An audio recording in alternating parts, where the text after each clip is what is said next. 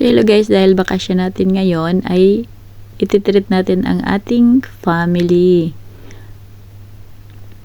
Ayan, nagbiyahe muna kami papuntang Jollibee. So actually pupunta sana kami ng Jollibee, kaso sa Jollibee guys, sa Sara ay walang ang dami nilang walang available. Yung gusto namin orderin ay wala. So naglipat na lang kami sa isang kainan.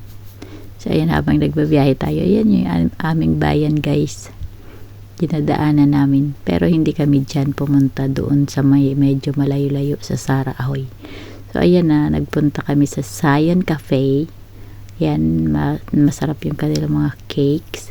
So nagmerienda lang kami muna guys, kasi nagdinner pa kami sa Hilltop. So ayan yung mga in-orders namin. Fries lang, pizza, lasagna, may sweet, yan, tinapay, at saka shake para sa mga kids. So ayan yung in-order ni Itay, nag-rice, may sabaw.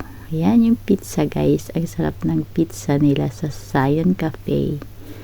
So ayan, nag-selfie lang kami, pagkatapos ay umalis na din, tas kasi lilipat pa kami guys sa isang restaurant. Bye!